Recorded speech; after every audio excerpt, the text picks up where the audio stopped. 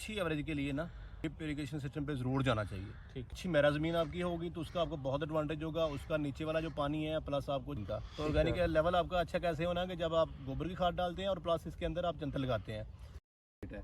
तो direct urea डालने से थोड़ा परहेज़ करें। तो जो नए फार्मर हैं उनको मैं यही मशवरा दूंगा कि वो बजाय इसके कि अपनी मर्ज़ी से कुछ चीज़ें ऐड करें इसमें, और टेक्निकल बंदों के साथ थोड़ा सा टच रहें, उनसे मशवरा ले लें, उनकी फील्ड को विज़िट करें, तो ताकि जो नया फार्मर आ रहा है उसकी हौसला अफजाई हो और उनको वो चीज़ें मिल जाएँ जो वो 5-6 साल बाद यूज़ करेंगे, मतलब अपने एक्सपीरियंस से। अपने वेखन सुनने वाले तमाम भाइयों को नादिर अहमद अस्सलाम। दोस्तों, आज आपको तारिक भाई से, जो कि पाकिस्तान में इस वक्त सबसे ज़्यादा पैदावार जिस बंदे ने ली है, सबसे अच्छी फसल अभी तक पिछले 3 साल में जिस किसान की है, उसके तमाम मशवरे हमारे सीनियर हैं कि जीवन लसन लगाना कब है, कौन सी खादें, कौन सी स्प्रे, कौन सी चीज़ करनी है, नहीं करनी, ड्रिप एरीगेशन आम खेलों पे लगाने में फ़र्क क्या है, पौधे कितने लगाने हैं, तमाम चीज़ें अगर आप भी इस जैसी फसल जो भाई अगर आप दिखा सकें, लेना चाहते हैं अपनी, तो वीडियो एंड तक देखिएगा। तारिक भाई इंशाल्लाह हर एक टॉपिक, मेरा काम है खुल के पूछना और उनका काम है बयान करना। तारिक भाई वक्त का बहुत शुक्रिया। ठीक है, तो सबसे पहले ये बताएं कि अल्लाह के फजल के बाद इतनी अच्छी क्रॉप का पीछे क्या रीज़न है? नादिर भाई बहुत शुक्रिया आपका, तशरीफ़ लेके आए हैं। और मैं आपको ये बताता चलूँ कि जो क्रॉप के हवाले से कोई भी इन्फॉर्मेशन है ना, उसमें मैं मुनाफ़त नहीं करता। जी जी। और हर इंसान का अपना पैटर्न होता जी। है, अपना एक तरीक़ाकार है कोई भी काम करने का, और किसी के तरीके को मैं चैलेंज भी नहीं करता। जी जी। मैं वो चीज़ आपको बताऊंगा जो मेरी अपनी प्रैक्टिस है और जिसका मुझे अच्छा फ़ायदा है। ठीक है। ठीक।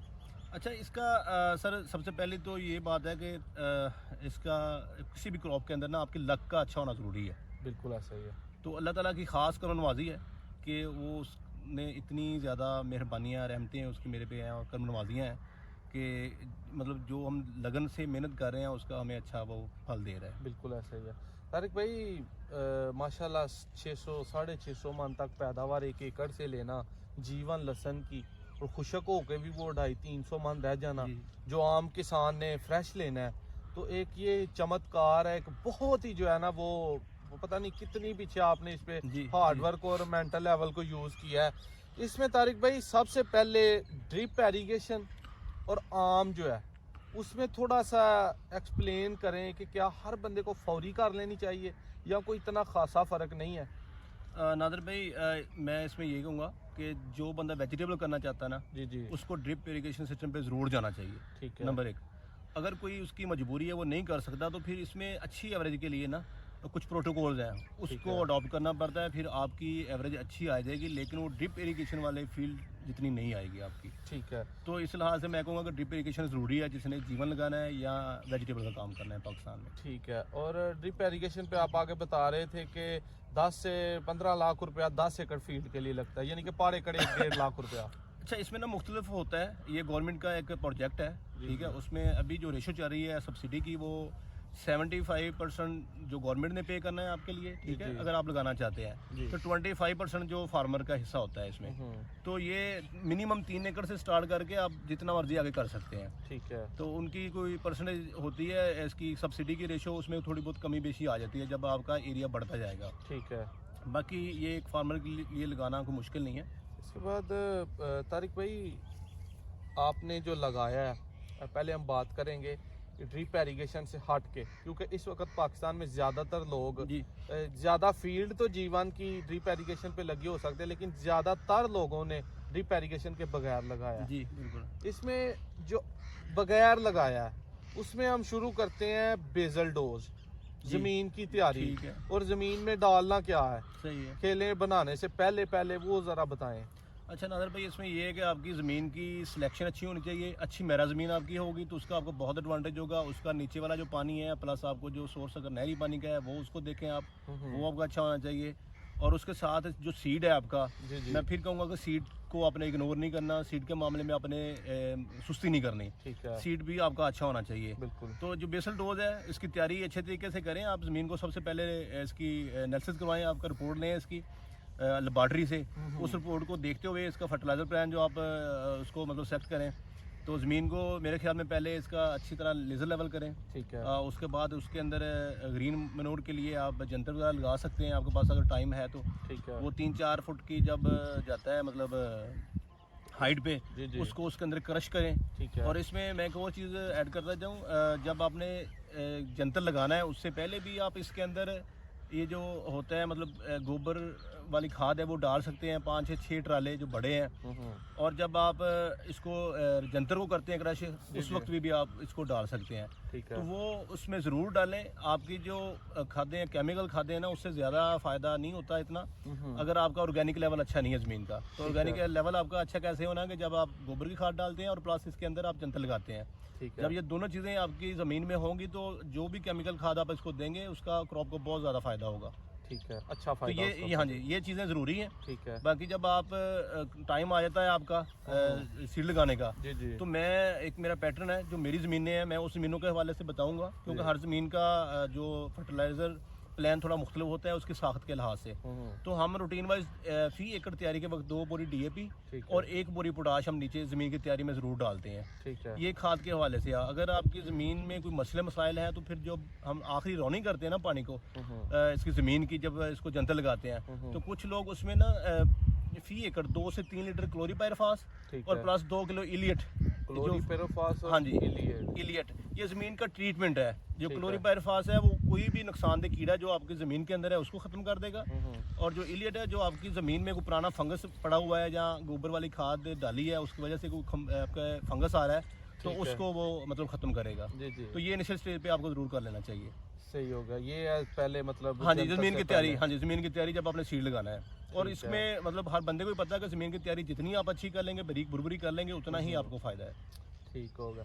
इस वक्त माशाल्लाह जिस लिहाज से मैं देख रहा हूँ कि आपकी ये हर जगह पे जो है वो फील्ड लगी हुई है, ड्रिप एरीगेशन पे भी है, उस तरह भी है, तो मुझे को खासा फ़र्क जो है ड्रिप एरीगेशन में और दूसरी फील्ड में कह सकते हैं कि आप 95 to 100 का आ सकता है, 5% का मैक्सिमम। इससे ज़्यादा जो आपका अपना सीड है ना, अच्छा जो आपने ग्रेडिंग करके लगाया हुआ है, उसमें मैंने को खासा फ़र्क नहीं देखा। आपको कोई फ़र्क लगता है? काफ़ी ड्रिप और विदाउट ड्रिप की बात करें, विदाउट ड्रिप की बात कर रहा हूँ। इसमें नादर भाई ये होता है कि कोई भी क्रॉप है ना उसकी अपने कोई रिक्वायरमेंट्स होती हैं, प्रोटोकॉल्स होते हैं। जी जी। जब उसको आप उसके प्रोटोकॉल्स देते हैं ना तो वो जो क्रॉप आपकी तैयार होती है, जी ठीक है, जी। और जब आपने उसको नेक्स्ट लगाना है जी जी। तो वो मैक्सिमम आपकी परफॉर्मेंस देगी आपको, जी। ठीक है। और उसमें मतलब मेथड जो है ड्रिप इरिगेशन का और विदाउट ड्रिप इरिगेशन का, अगर जी, आपका सीड अच्छा है और ज़मीन की तैयारी अच्छी है आपकी, उसमें फ़र्क होगा, लेकिन उसकी रेशो इतनी ज़्यादा नहीं होगी। ठीक है। अगर सीड का आपका कोई मतलब सीड अच्छा नहीं है तो फिर आप ड्रिप इरिगेशन पे जाएंगे तो फिर मे बी वो क्रॉप आपकी ना आए जो आपकी मैक्सिमम फील्ड वाली आनी चाहिए। उसके बाद आपने खेलें बनाई हैं, ठीक है, तो बेड कौन सा सुजेस्ट करते हैं? सर जो ड्रिप इरिगेशन पे जाएंगे ना दोस्तों, मैं उनको यही मशवरा दूंगा कि 42 इंच के बेड पे 6 लाइनें लगाएं। तो ये बेड वो आम ट्रैक्टर से पड़ता है 85 से? हाँ जी, ये आम से बन जाता है। और इसका जो बेड शेपर है वो सारे दोस्तों ने ही, मेरा ख्याल ये करोड़ पक्का से कुछ जिशान वाले हैं वो बना रहे हैं और शरीफ एंड सन्स वाले भी बना रहे हैं। मैंने शरीफ वालों से लास्ट ठीक ईयर है। भी हाँ, और इस साल भी बेड शेपर उन्हीं से ही मैंने मतलब अरेंज करवाया था। ठीक है। तो उसके अंदर एक तो मार्कर है आपका, वो आपको निशान देता है पौधे का, पौधे से फासला आपका हो जाता है। दूसरा वो 42 इंच के अंदर ही आपको मैनेज कर रहा है और इसकी हार्वेस्टिंग जब आपने करनी है तो वो इजीली आपकी 42 इंच का अगर हम ड्रिप एरीगेशन के बगैर लगाते हैं तो क्या अच्छी फील्ड होगी? नहीं नादर भाई, 42 इंच का बेड अगर बगैर ड्रिप इरिगेशन आप जाएंगे तो उसमें काफ़ी सारे मसले मसाइल आ जाएंगे। एक तो ज़मीन की साख्त आपकी देखनी पड़ेगी, क्योंकि जो पौधे बाहर वाले हैं ना, जब जो वाटर चैनल आपका उसकी बाहर की तरफ वाले पौधे हैं, उनको जब भी आप इरिगेशन करते हैं तो उसको पानी के अंदर जो खुराक हम देते हैं वो इजीली अवेलेबल होगी। ठीक है। और जो पौधे अंदरली साइड पे रह जाते हैं वो फिर थोड़ा कमज़ोर रह जाते हैं, उनको प्रॉपर रेस नहीं पहुंचती। उनको और ठीक अगर है। हम उसको पानी ज़्यादा देते हैं रेस के लिए तो फिर जो बाहर वाले पौधे हैं वो डिस्टर्ब होंगे। तो ठीक इस है। लिहाज से मैं कहता हूँ कि ये ज़मीन की साख्त को देखते हुए डिसाइड किया जा सकता है। कुछ ज़मीनें रेस को अंदर ले जाती हैं जल्दी हाँ। और कुछ नहीं लेके जाती। इसके बाद जो ड्रिप एरीगेशन के बगैर हम मैक्सिमम कितने पौधों का बेड बना सकते हैं? सर जो इस साल हमने देखें, इसमें मुख्तलिफ दोस्तों की मुख्तलिफ राय हैं, वो अपने ज़मीन की साख्त के लिहाज से हैं। मेरी वैसे जो अभी तक मैंने इसको एनालिसिस किया है, अगर आप विदाउट ड्रिप करना चाहते हैं तो फिर आप ये जो हम आम रूटीन में 14 इंच वाला बेड बनाते हैं जी जी।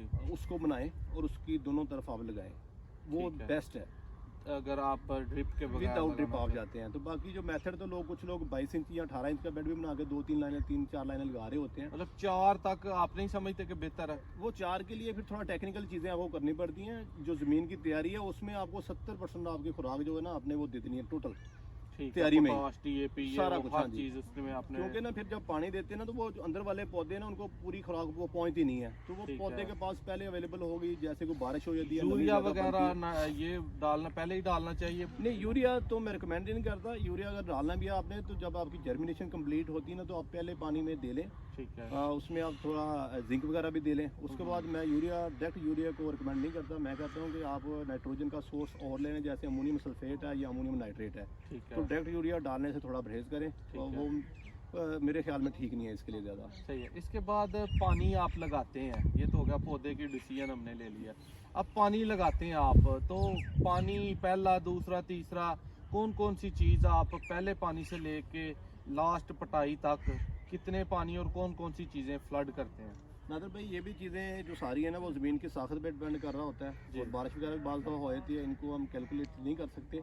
इसमें मैं मशवरा यही दूंगा कि दोस्त ज़मीन की जो वतर कंडीशन है इसको देखते हुए डिसाइड करें। जी। और जो जब तक आपकी जर्मिनेशन नहीं होती तो मेरा ख्याल है कि हर दोस्त को ना अपनी ज़मीन को अच्छे वत्तर में रखना चाहिए। जी। तो उसमें मेरे ख्याल में 2 से 3 पानी लग जाते हैं जर्मिनेशन से पहले पहले। जिनका वत्तर अच्छा मेंटेन होता है उनकी जर्मिनेशन बहुत क्लास की होती है। और जिन ज़मीनों में वत्तर आपका नहीं बन पाता उधर फिर वो जर्मिनेशन उस हिसाब से होती नहीं है इक्वली। ठीक है। तो बाकी जो आगे वाले पानी आपने ओवरऑल ही पूछ लिया, तो उसमें मैं यही कहूँगा कि अमूमन जो आप कह लें कि नवंबर, दिसंबर, जनवरी में ना पानी का कोई 1 माह 1.5 माह का गैप आ जाता है। और उसके बाद तो जैसे टेम्परेचर थोड़ा आगे बढ़ेगा फरवरी मार्च में जाके, तो हमें वीकेंड पे या 10 दिन बाद हमें पानी देना पड़ता है। तो ठीक है। पानी देते हुए ज़रा ये ख्याल करें जब इसकी जर्मिनेशन हो जाती है तो पानी इसको ज़रा ऊपर चढ़ा के नहीं देना। पानी आपने थोड़ा देना, जल्दी दे लें आप। जर्मिनेशन से पहले ऊपर चढ़ा के देना है? नहीं, वो भी ऊपर चढ़ा के नहीं देंगे आप। मैं यही कहूँगा कि अगर आपका पौधा लगा हुआ ना बिलफर्ज टॉप पे, तो आप 4 इंच नीचे पानी रखें। ठीक है। वो आपका पानी अगर रेज पहुंच गई ठीक है, नहीं पहुंची आप दोबारा 1 दिन बाद या 2 दिन बाद फिर पानी दे लें। ठीक है। उसकी रेज को ऊपर लेके जाएं। पानी ऊपर चढ़ाना मेरे ख्याल में ठीक नहीं है। उसके लिए हाँ जी। ठीक है। इसके बाद पानी में फ्लड क्या, मतलब आप क्या करते हैं? आप जो ज़रूरी चीज़ें हैं जो कि हर ज़मीन के लिए ज़रूरी हैं। बेसिक तो नादर भाई ये खादें 3 तरह की ही होती हैं, जिसमें नाइट्रोजन, फास्फोरस और पोटाश आ जाती है। ठीक है। और ये इसके अलावा अज़ाए सगीरा होते हैं जिसमें माइक्रोन्यूट्रेंट्स होते हैं, और वो आपको ज़रूर देखने पड़ते हैं, जिसमें जिंक, कॉपर, आयरन, मैग्नीशियम, ये ऐसी चीज़ें आ जाती सल्फर हैं। वगैरह। सल्फर वगैरह आ जाता है। और ट्रीटमेंट कुछ हम करते हैं पेस्टिसाइड के हवाले से ना। तो अगर फ्लड में जाएं तो डीएपी मोस्टली हम निगजीन की तैयारी के वक्त डाल लेते हैं, और जो 50 किलो वाली एसओपी है वो भी हम नीचे ही डाल लेते हैं। बाकी उसके बाद जो खादें लगती हैं उसमें नाइट्रोफॉस आ जाती है, उसमें नाइट्रोजन और फास्फोरस है, अमोनियम सल्फेट आ जाता है, अमोनियम नाइट्रेट आ जाता है। ये चीज़ें हम स्टेप बाय स्टेप इसको फ्लड करते रहते हैं। और इसमें सोर्सेज मुख्तलिफ हो जाते हैं। मतलब बाज़ दफ़ा कुछ ज़मीनों पे हमें तजाबी असर वाली जैसे MAP है 1244 है और 1261 है 25 kg में मिलती है, मुख्तलिफ कंपनियों की इंपोर्टेड होती हैं। इनका बहुत अच्छा रिस्पांस आता है। और चीज़ों को अगर मैं कैलकुलेट करूँ तो उसमें अमोनियम जो ह्यूमिक एसिड है उसको आप ज़रूर अप्लाई करें। इसके अंदर 1 से 2 दफ़ा 3 दफ़ा कर सकते हैं। ठीक है। सल्फ़र को आप 102 दफ़ा 1 से 2 दफ़ा करें अप्लाई, वो भी ठीक है। बाकी जो खाते हैं उनके जो डिसीजन है ना उसका वो क्रॉप को देखते हुए किया जा सकता है। ठीक तो है। ऐसे मैं मतलब कह दूं कि इस वक्त आप ये डालें, इस वक्त ये डालें, तो वो थोड़ा मुनासिब नहीं होगा। स्प्रे किस चीज़ की ज़रूरी है हर फसल के लिए? सर मुख्तलिफ फसलों की मुख्तलिफ होती हैं बीमारियाँ, उस हवाले से उनको मतलब उसका डिसाइड किया जाता है। जीवन के हवाले से अगर हम बात करें तो इसके ऊपर को बहुत ज़्यादा बीमारियाँ आती नहीं हैं। लेकिन कुछ इलाके हैं जिधर थ्रिप्स का अटैक हो जाता है इसकी जर्मिनेशन के बाद, जब ये धूप निकलती है, टेम्परेचर थोड़ा बढ़ता है। ठीक है। और उसके अलावा जब थोड़ा गर्मी आती है तो नमी की वजह से अगर ज़मीन में पानी ज़्यादा लगा है तो इसको रूट रॉट या इसके जड़ का गलाव का मसला आता है। तो कुछ फील्ड में पीलापन थोड़ा आता है, तो उसको हम अमाइनो एसिड और जी। प्लस कोई 1-2 स्प्रे फंजीसाइड के जो अच्छे होते हैं उसको अप्लाई करके उसको दूर करते हैं। ठीक है। तो इसकी स्प्रे मेरे ख्याल में हमने हर तरह का फील्ड एक्सपेरिमेंट करके देखा है। स्प्रे मैं इसको ज़रूरी नहीं समझता, लेकिन क्रॉप महंगी है तो इसमें लापरवाही नहीं करनी चाहिए। प्रिवेंटिव कुछ चीज़ों को कर लेना चाहिए। NPK टाइप और अमाइनो हाँ, एसिड NPK वगैरह, अमाइनो एसिड ज़रूर करें आप जब टेम्परेचर आपका डाउन होता है। कुछ पोटाश ठंड वगैरह आती है। स्प्रे के लिए आती है। हाँ जी, अमोनिया होती है, सॉरी पोटाशियम जी, नाइट्रेट। जी। पोटाशियम नाइट्रेट को आप उसके ऊपर स्प्रे कर सकते इसके हैं। उसका बाद फायदा होता है। अब पटाई का वक्त आ गया है, तो कुछ लोग ऐसे हैं जिन्होंने थोड़ी लेट फसल लगाई है, ठीक है, और वो अपनी फसल को फौरी कौन कौन सी चीज़ें दे के अच्छा बूस्टर दे सकते हैं, जिनकी फसल कह सकते हैं पछेतरी हो गई है या कोई सीड अच्छा नहीं है। जिस तरह मैंने आपकी वहाँ पे फील्ड देखी, आपने बोला कि इसको हमने बहुत बूस्टर दिया। उन बूस्टर में पंप अप में कौन सी चीज़ें आती हैं जो कि एक आम किसान जिसकी फसल थोड़ी पीछे है उसको बड़ी लो नज़र आ रही है, कौन कौन सी चीज़ें दे के उसे बिल्ड अप कर सकता है? नादर भाई, इसमें कुछ फील्ड में कुछ जगहों पे हमें रिस्पांस अच्छा मिल जाता है अच्छी खुराक का, उसको वेल मैनेज कर लें। और उसकी जो स्प्रे वगैरह हम ऊपर से ही देते हैं इसको अमाइनो एसिड की शक्ल में या NP के, उसके रिजल्ट्स आ जाते हैं। और बाज़ फील्ड में जो ना सिर्फ सीड की कमज़ोरी की वजह से मेरे ख्याल में ना वो सीड अच्छे नहीं थे, वो लास्ट टाइम जब लोगों ने फसलें निकाली हैं तो वो पूरे मतलब मैच्योर नहीं हुए थे। ठीक है। तो वो जो एक कमी ना उसको दूर नहीं किया जा सकता, बहुत मुश्किल हो जाता है। बाकी इसमें यही है कि इनिशियल स्टेज पे आप अच्छी फास्फोरस दे लें उसको, वो नाइट्रोफास की शक्ल में हो सकती है या MAP की शक्ल में हो सकती है या DAP की शक्ल में, ठीक वो है। अच्छी दे दें आप। प्लस इसके ऊपर अच्छे अमाइनो एसिड उस पर आप स्प्रे रिपीट कर लें तो 4-4, 5-5 दिन के वक्फे से, ठीक है। तो उससे आपकी जो क्रॉप है वो काफ़ी बेहतर हो जाएगी। DAP फ्लड भी कर सकते हैं इन दिनों कुछ में लोग आप? कर लेते हैं DAP, लेकिन इन दिनों में जब अब जैसे अब टाइम आ गया है तो DAP फ्लड करना मेरे ख्याल में इतना कोई ज़्यादा फ़ायदेमंद नहीं होगा। उसके मुतबादल कोई सोर्स आप चाहे नाइट्रोफास, उसमें भी फास्फोरस है, या MAP कर लें, वो ज़्यादा बेहतर है। एक DP 62 आ रही है 62, वो क्या है वो आपके? MAP खाद है, ठीक है। तो वो तेज़ाबी असर वाली है, उसमें ये फास्फोरस ज़्यादा होती है और वो इन दिनों में आप यूज़ कर सकते हैं, इम्पोर्टेड होती है। ग्रोथ कहते हैं कि बहुत हाँ स्पीडली वो हाँ वो बिल्डअप फौरी करती है। अवेलेबल होती है पौधे के लिए तेज़ाबी असर की वजह से। ठीक है। तो DAP की बजाय आप ना MAP को करें, बहुत ज़्यादा बेहतर है। सबसे बेहतर पाकिस्तान में लगाने के दिन कौन से हैं, काश्त के दिन कौन से हैं? नादर भाई, पाकिस्तान बहुत बड़ा है माशाल्लाह, और हर इलाके की अपने मौसम है। तो मैं चूँकि वस्ती पंजाब में हूँ तो मैं 3 साल से इसको ग्रो कर रहा हूँ, तो मैंने जो आइडियल टाइम इसका देखा है वस्ती पंजाब में, उसमें यही है कि ये आप अक्टूबर शुरू से लेके मिड अक्टूबर का जो टाइम है ना, 15 दिन का टाइम, मैं इसको बेस्ट इसके लिए करता हूँ। सितंबर 15 सितंबर से 1 नहीं, अक्टूबर 15 तक। सितंबर हर इलाके के लिहाज से नहीं ठीक। अपर है। पंजाब की तरफ जाएंगे तो आप 15 सितंबर को शुरू कर सकते हैं। मैं वस्ती पंजाब में बैठा हूँ, और जैसे ये साउथ पंजाब में जाएंगे तो उधर टाइम का थोड़ा फ़र्क होता जाएगा, क्योंकि वो टेम्परेचर 2-3 सेंटी डिग्री का फ़र्क है उधर।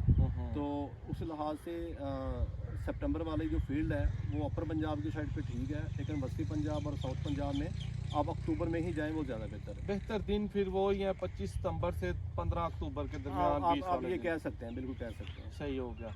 इसके अलावा दोस्तों को लगाने के हवाले से जो बेसिक टिप्स हैं जो आप कह रहे थे जी, प्रोटोकॉल्स, उसमें क्या कहना चाहेंगे कि यार ये काम लाजमी करें और ये बिल्कुल ना करें? नादर भाई, इसमें ये एक फील्ड है, और ये ऐसी फील्ड है कि मैंने आपको बताया कि मैं मतलब आज से नहीं, मैं 2005 से मैंने इसको शुरू किया, जी जी और अभी 2023 आ गया। जी जी तो माशाल्लाह हम वेजिटेबल पे काम कर रहे जी, हैं, जी। और उसमें हर तरह की फसल हमारे पास होती है। तो इस फील्ड को मैं पूरा अभी तक समझ नहीं पाया। तो ये आपके डिसीजन होते हैं क्रॉप को देखते हुए। ठीक है। तो हर साल हम ना कुछ चीज़ें नई सीख रहे होते हैं। ये आपका लगाओ, आपकी मेहनत और आपके जो सोर्स है, मतलब जो आपको इसको मैनेजमेंट के हवाले से मतलब दे रहे हैं चीज़ें, और उन पे डिपेंड करता है कि आप किस सिलेक्शन क्या है। तो ये एक एक्सपीरियंस है, ये आस्ता आस्ता बिल्ट होता है। तो जो नए फार्मर हैं उनको मैं यही मशवरा दूंगा कि वो बजाय इसके कि अपनी मर्ज़ी से कुछ चीज़ें ऐड करें इसमें, और टेक्निकल बंदों के साथ थोड़ा सा टच रहें, उनसे मशवरा ले लें, उनकी फील्ड को विज़िट करें। और जो पुराने फार्मर हैं उनको मैं यही कहूँगा कि वो उनके साथ कोऑपरेट करें, और जो चीज़ें उन्होंने अपने एक्सपीरियंस से मतलब की हुई हैं वही बताएं उनको, ताकि जो नया फार्मर आ रहा है उसकी हौसला अफजाई हो और उनको वो चीज़ें मिल जाएं जो वो 5-6 साल बाद यूज़ करेंगे, मतलब अपने एक्सपीरियंस से। तो इसमें ये एक दूसरे के साथ कोऑपरेट ही है, तो ये करना चाहिए। मतलब एक ही साल या 2 सालों में आप आके कह दें कि मैं मैक्सिमम अच्छा कर लूँ, वो मुश्किल हो जाएगा। गोडी और मल्चिंग। गोडी हमारे बुजुर्ग कहते थे कि क्रॉप के लिए बहुत अच्छी है, लेकिन मल्चिंग से भी इनकार नहीं किया जा सकता। तो जब हम बेड पे जाते हैं या जैसे ये क्रॉप है, इस पर मल्चिंग का बहुत बड़ा रोल है। हमने इसके हर तरह से एक्सपेरिमेंट किए हैं जो विदाउट हमारी क्रॉप थी मल्चिंग के, वो क्रॉप उस हिसाब से उतनी अच्छी नहीं है जितनी ये मल्चिंग वाली है। ठीक तो है। मैं तो यही रिकमेंड करूँगा कि मल्चिंग ज़रूर मल्चिंग करें। फ़ायदा कैसे देती है? ये 2-3 वजूहत है इनकी जो मेन इसका फ़ायदा है। एक तो ये है कि जब हम इसको सीडलिंग करते हैं ना तो टेम्परेचर थोड़ा हाई होता है दिन का। एक तो आपके सीड को ये टेम्परेचर से महफूज रखती है उन दिनों में। और जब आप पानी देते हैं तो पानी देने के बाद जो नमी है उसको उसके वत्तर को मेंटेन रखती है, आपका सीड जल्दी जर्मिनेट होता है।